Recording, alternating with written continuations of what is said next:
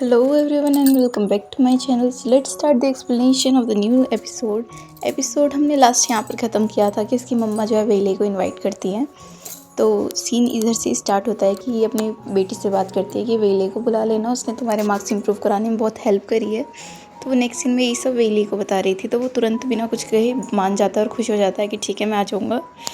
तो अब खाना खाते टाइम हर टाइम फांगशी यही सोच रही थी कि अब मैं इसे मना कैसे करूं, हमारे घर में तो एक से एक झंडू लोग हैं, बेइज्जती करा देंगे मेरी। तो वो उसको मना कर देती है इनडायरेक्टली कि मेरी बहन को ना चिकन पॉक्स हो रहा है और तुम बीमार हो जाओगे, मेरी छोटी बहन बीमार हुई पड़ी है तो तुम नहीं आ सकते हो। तो वो कहता कोई बात नहीं, मैं उसे देखने के बहाने आ जाऊँगा। तो वो मना कर देती है। तो हमें पता लगता है कि उसने सारी तैयारी कर ली थी, अपने कपड़े वपड़े चूज़ कर लिए थे।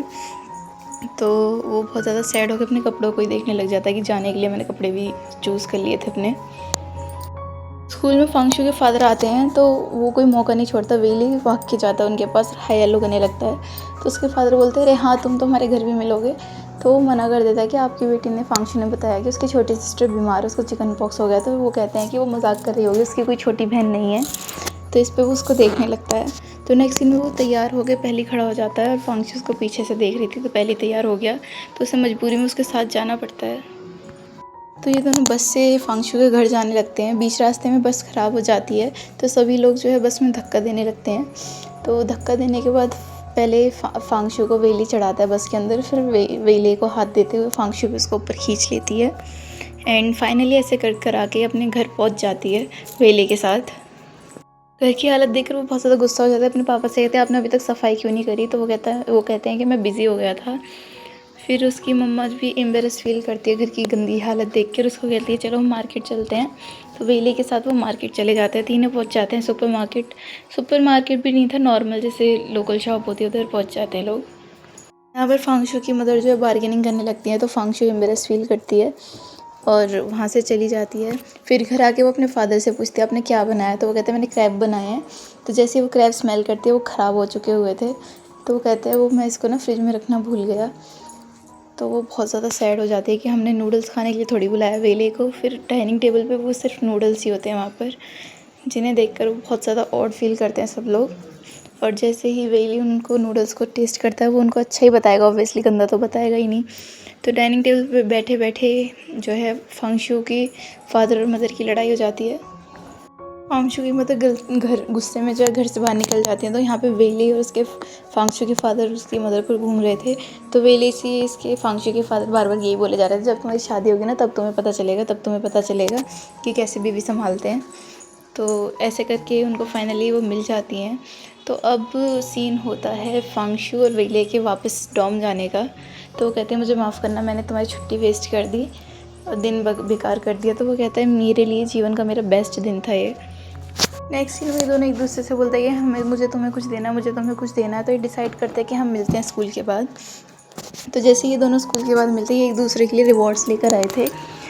फांगशु जो है वो वेली के लिए एक फ़ोन लेके आई थी और वेली जो है फांगशु के लिए एक रिकॉर्डर लेके आया था। तो दोनों एक साथ खड़े थे और इसी के साथ ये नेक्स्ट सीन में दिखाते हैं कि इन्फ्लुएंजा नाम की बीमारी जो है चाइना में बहुत तेज़ी से बढ़ रही थी। तो यहाँ पर वेली के साइड में फांगशु बैठ के चिकन और ठंडी कोल्ड ड्रिंक पी रही थी। तो वो मना करता है कि मत पियो, तुम्हें नहीं पता इन्फेक्शन कितनी तेज़ी से बढ़ रहा है, लेकिन वो मानती नहीं और नेक्स्ट सीन में ही उसको फीवर हो जाता है।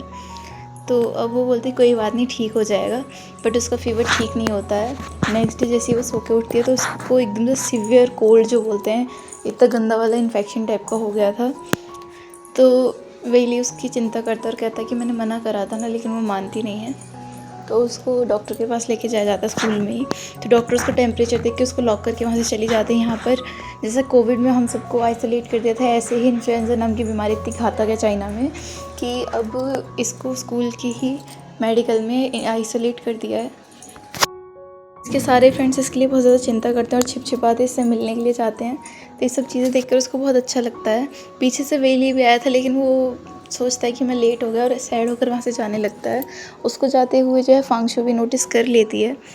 तो नेक्स्ट सीन में हमें दिखाते हैं कि रात के टाइम जो वेली है, क्योंकि उधर आइसोलेट थी तो उसके पास जाने के लिए मना था, तो रात के टाइम ये छिपा के मेडिकल से कुछ दवाइयाँ उसके लिए लेके आया था।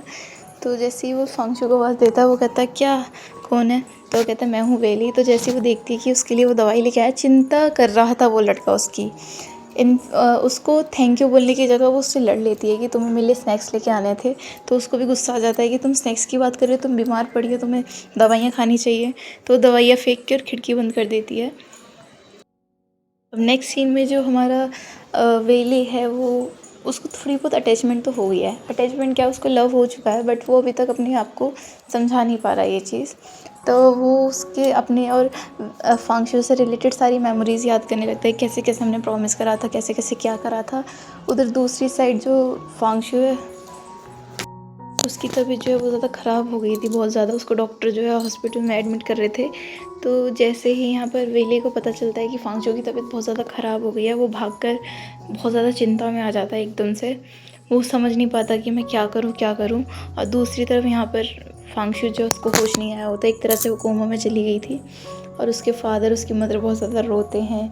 फादर सुपर मार्केट जाते हैं कुछ महंगे एक्सपेंसिव फ्रूट्स लेने के लिए ताकि वो ठीक हो सके, बट वो अफोर्ड नहीं कर पाते। तो वो बहुत ज़्यादा रोने लगते हैं कि मैं अपनी बच्ची के लिए ये सब भी नहीं कर सकता। और ये बहुत ज़्यादा एक काइंड ऑफ इमोशनल सीन था इनकी फैमिली के लिए। पर वेली टीचर के पास आके बोलता है कि मुझे छुट्टी चाहिए, मुझे फांगशू को देखने जाना है। तो टीचर उसको दे देते हैं। तो बिना उनकी बात सुने उस कागज़ को पकड़कर भागकर हॉस्पिटल ही पहुंच जाता है, क्योंकि उसके चेहरे पर उसकी चिंता, उसकी टेंशन, उसकी केयर साफ झलक रही थी कि वो फांगशू से कितना अटैच्ड है। तो यहाँ पर वो आता है तो उसको देखता है और उसके फादर को दिलासा देने लगता है। तो उसके फादर बोलते हैं कि उसका रिकॉर्डर ले आओ। और वो रिकॉर्डर और कोई सा नहीं होता, बल्कि वही होता जो वेली ने उसको दिया था। तो ठीक है बोल के वहाँ से चले जाता है और स्कूल जाकर उसका रिकॉर्डर लेके छत पर बैठकर सुनने लगता है उसकी सारी रिकॉर्डिंग्स, जिसमें फांगशू ने अपनी पसंद के सारे गाने डाले हुए थे। तो वो सुन के थोड़ा सा इमोशनल और खुश फील करता है। उसको वो गाने बहुत ज़्यादा पसंद आए हुए होते हैं। तो वो डायरेक्ट प्रिंसिपल मैम के पास पहुंच जाता है और कहता है कि मैं स्कूल से रिज़ाइन दे दूँगा या फिर मैं चला जाऊँगा, क्योंकि मेरे अच्छे मार्क्स से तो आप मुझे जाने तो दोगे नहीं। तो मैं चाहता हूँ कि अब जो है स्कूल में रिसेस के टाइम या छुट्टी के टाइम पे वो गाने बजे जो मैं आपको बताऊँगा। तो बोलते इसमें तुम मुझे धमकी क्यों दे रहे हो, बजा दूँगी, कोई दिक्कत थोड़ी है इसमें।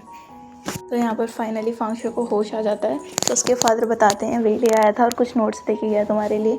तो बहुत ज़्यादा खुश हो जाती है और जैसी बुक्स खोल के देखती है तो उसमें एक पन्ना निकलता है, मतलब एक लेटर टाइप का। तो वो बोलता है कि सॉरी मैं तुम्हारी केयर नहीं कर पाया। और ये सब पढ़कर जो है और भी बहुत कुछ लिखा था वेली ने। ये सब पढ़कर फांगशू को बहुत अच्छा लगता है, वो बहुत ज़्यादा खुश हो जाती है और उसी लेटर को निहारने लगती है। तो ऐसे ही हॉस्पिटल में उसको काफ़ी सारे दिन हो जाते हैं। तो जब वो रिकवर हो जाती है तो वो स्कूल जाती है वापस से। स्कूल जाती है वो गाना बजने लगता है जो कि उसने अपनी रिकॉर्डर में डाल रखा था। तो वो सुन के वो बहुत ज़्यादा खुश हो जाती है और उसको खुश देखकर हमारा वेली ऑब्वियस सी बात है वो तो हो ही जाता खुश। तो ये सब करके उसको भी बहुत खुशी मिलती है। और इसी के साथ होता है एपिसोड ख़त्म। तो मिलते हैं नेक्स्ट एपिसोड में, तब तक के लिए आगे देखना ये है कि इनकी लव स्टोरी कब कहाँ कैसे पहुंचती है और कब ये दोनों अपने और एक दूसरे के लिए फीलिंग्स को पहचान पाते हैं। Till then take care, bye bye, thanks for watching, stay safe.